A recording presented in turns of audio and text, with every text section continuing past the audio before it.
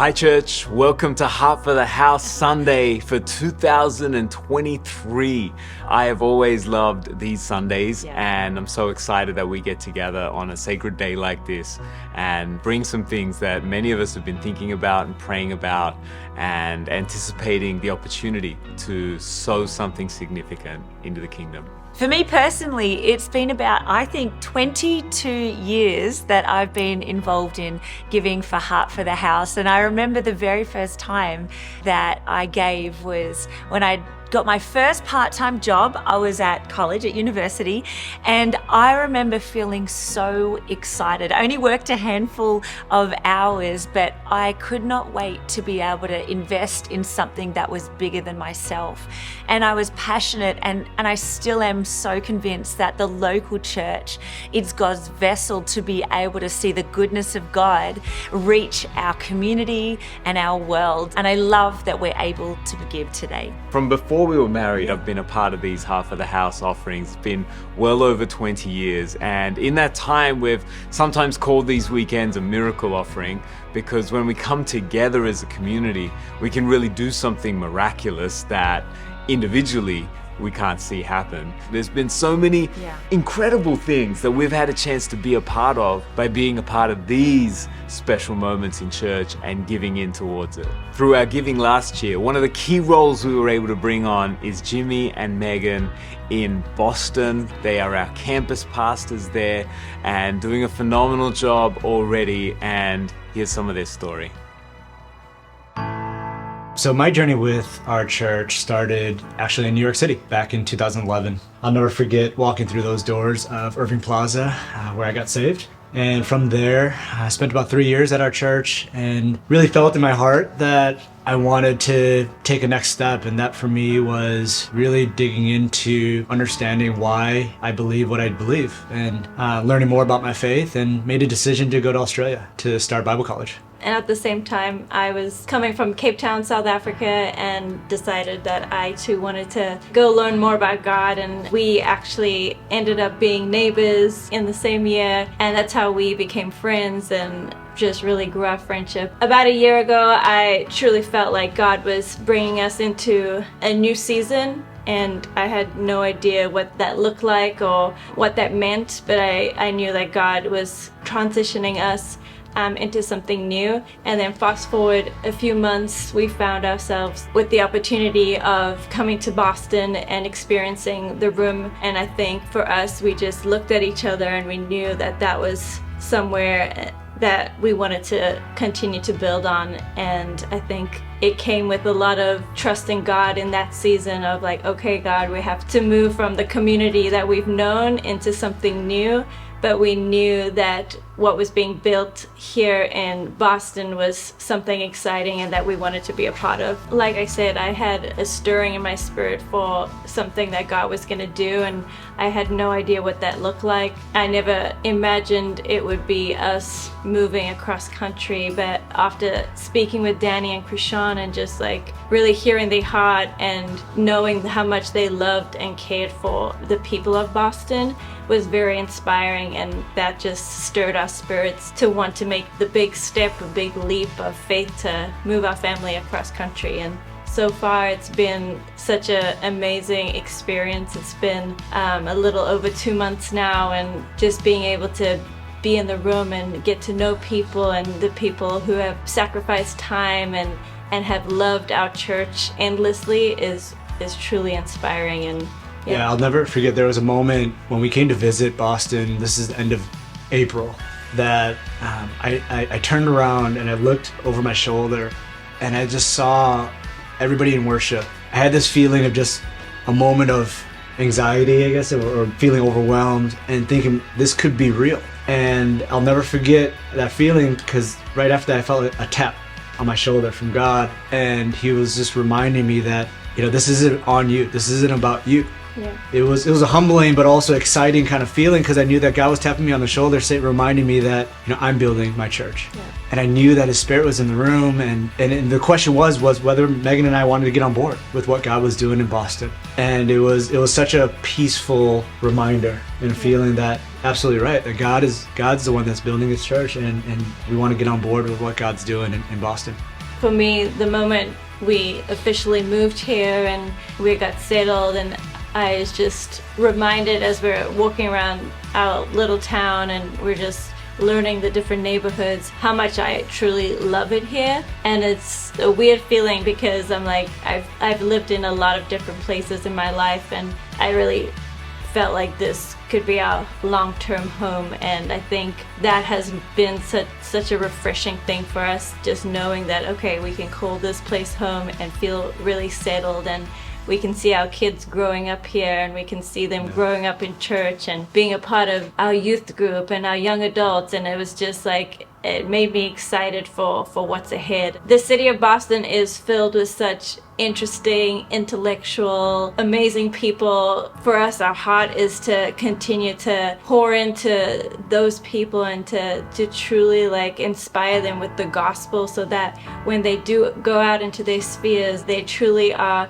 carrying the gospel to those places. Since we've been out here in Boston over the last 2 months, I just remember being met with just so much love and generosity and so much warmth. And I just remember week after week that there were so many little God moments, God winks, that just reminded us of our decision to come out to the East Coast, that we made the right decision, that we made a decision that was from God, that was going to step us into this next chapter in our lives. Mm-hmm. Some of the things that we are excited about to continue to grow here locally in Boston is truly being the hands and feet of Christ. And we want to focus on raising kids, our kids program. We want to focus on our youth program and our young adults and our older generation. We really want to encompass all spheres of our generations, and each one has such a pivotal part to play in life, and we just really want to impact where we are locally, and from there let God do the rest. We're excited about that and what that looks like, and dreaming and coming up with ideas and truly just like executing in a God manner. Yeah. We're just passionate about what is ahead, and we just know that there's so much opportunity and so many great, amazing people that we just cannot wait to continue to build what God is doing here. This year in our Half of the House offering, we're wanting to focus on strengthening our home. We want to be able to move forward from a position of strength where we as a church can be a blessing. I believe we're called to be a source of resource for our church globally, and that out of the Northeast is going to come incredible blessing that's going to flow into planting churches in all aspects of the world. At the moment here on the East Coast, we are supported financially by our global church. And I believe that as a church, as we grow and as we move forward together, we're actually called to be a blessing. And I can't wait till the moment where, as a church, Boston, New York, and New Jersey, we're going to be able to see incredible impact, even more than we have been at this moment, both in our church and outside in our cities and beyond. In order to do that well, we need to strengthen our home. We want to be able to step out into those things and do that from a place of strength locally. That means that this year we're going to be giving into what it looks like for us to have the right kind of team on staff, as well as be able to invest into the venues that we are meeting in. I spoke with a pastor recently in Boston who just came up to me and said, "Thank you." He said, "Thank you for holding space in the center of the city and believing for God to move in that place. There isn't a church like that that's occupying space right in the heart of downtown Boston. And it's significant what we do as a church. It's significant what we contribute to the landscape of churches. It's significant the part that we play. And we want to invest into continuing to make that strong and coming into a place where we are able to start to really be a blessing beyond ourselves as well." So it's been just over 2 years since we have moved to New York, and I still remember the day where we landed with a plane touchdown. In my spirit, I felt the word home come so clearly into my mind. And I thought about the home that we were going to create for our family, but I also thought, I'm getting teary, of you, our church. And it makes me emotional because I'm so grateful for the people of our church. And I know for myself, when I was 16, I walked into our church and I found Christ. I found Jesus. And over these 25, 26 years that I've called Hillsong Church our home, it has been a place where I have encountered Jesus, where I've found community, where I've been accepted and loved. And our hope, my hope, is that every person that walks through the doors of our church in New Jersey, in New York, in Boston, would encounter the living God who loves them and who knows them and finds a place to call home. And when we give, when we invest, we are creating and we are strengthening our home so that our community can be built, so that people can be helped, so that we can come alongside and be a support to those in our community.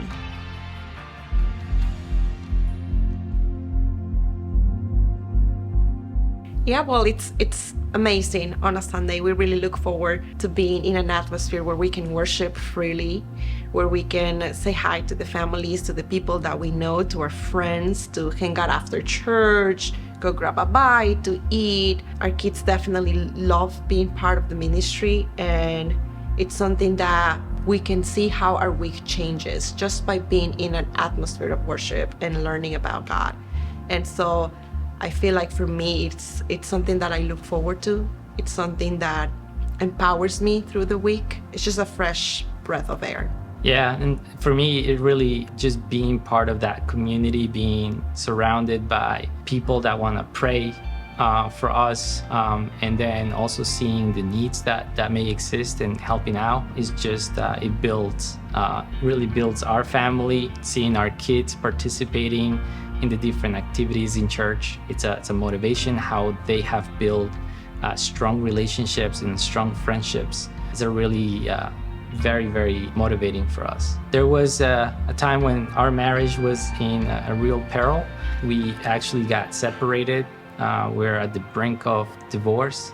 Our lives had completely been flipped upside down from having what we thought was a healthy marriage, a healthy relationship, and then the devil just putting in doubts about each other, I think broke our communication. And in that breakage of communication, we really got distanced. And the distance was not only between us, but also was a distance with God.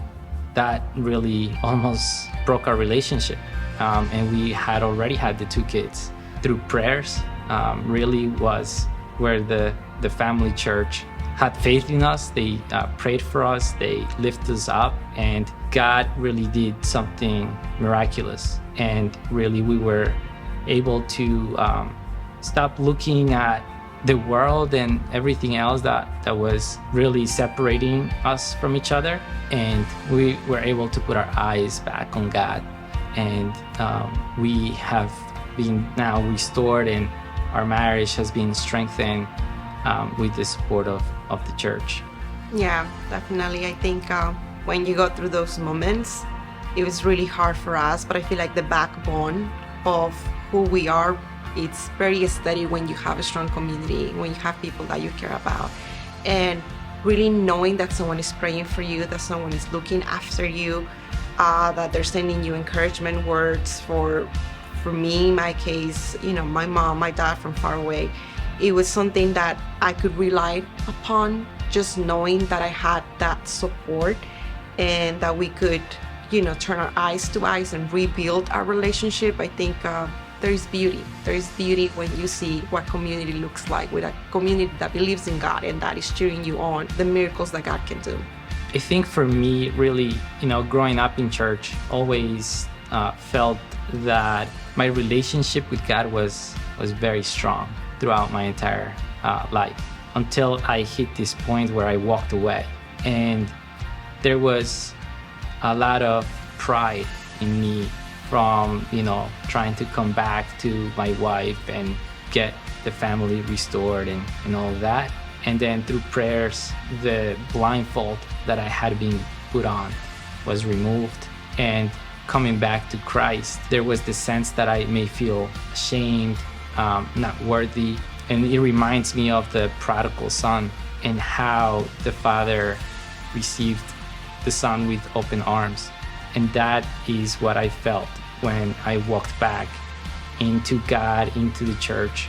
What the devil meant for evil really got turned around, and use our testimony now to be able to support families that are struggling with their marriage, with their relationship, and just knowing that God is there no matter what. He is going to be rooting for us. From the time that Krishan came and we saw that there was a lot of programs built around family relationships, one of them being EHR and EHS, they have had a significant impact in our lives. And we've participated in those programs, and we've been able to work on, listening incarnationally, or just understanding our family tree and some of the things that that we might need to break apart or change that may be generational. And that has really helped us improve our communication, and we are so excited about it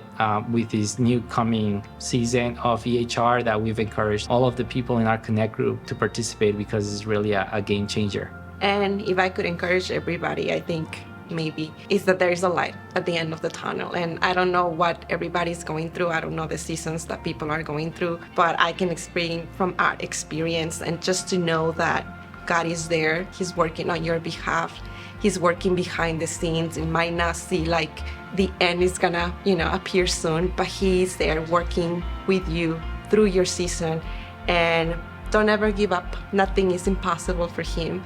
Trust in Him, and He will make beauty from ashes. So believe in Him. When Jesus is first calling His disciples, there is a moment recorded in Luke chapter 5. And it says in verse 1, "Once while Jesus was standing beside the lake of Gennesaret, and the crowd was pressing in on Him to hear the word of God, He saw 2 boats there at the shore of the lake. The fishermen had gone out of them and were washing their nets. He got into one of the boats, the one belonging to Simon, and asked him to put out a little way from the shore. Then he sat down and taught the crowds from the boat. When he had finished speaking, he said to Simon, 'Put out into the deep water and let down your nets for a catch.' Simon answered, 'Master, we have worked all night long but have caught nothing. Yet if you say so, I will let down the nets.'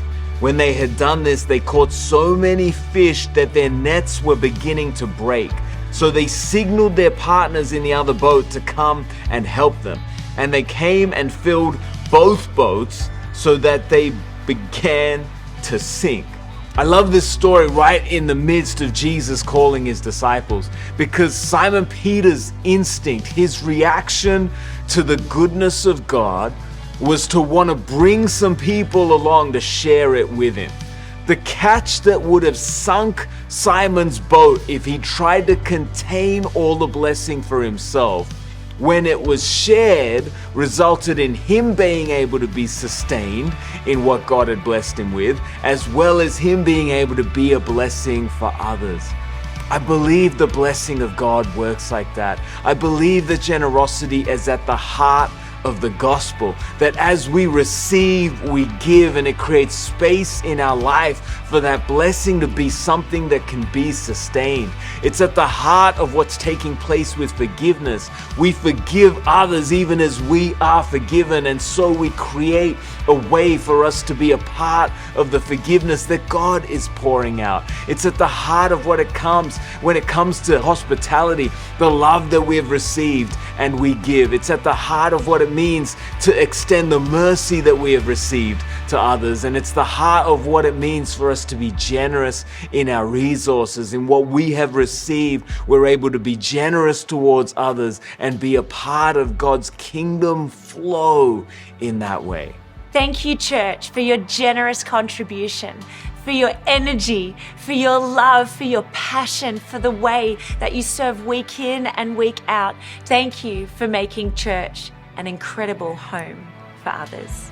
So today, as we come to give, from those of us who have been thinking about this in advance, who have maybe planned this from the start of the year, to those who are maybe relatively new, maybe your very first time in church, but you're starting to consider what you might want to do to contribute into what God is doing, we're believing that as we come together, from every gift, from those that a sacrificial gift seems relatively small to those for whom a sacrificial gift seems relatively large, we're believing that as we come together as a church community and are a part of this moment, that we might see something miraculous happen in our midst.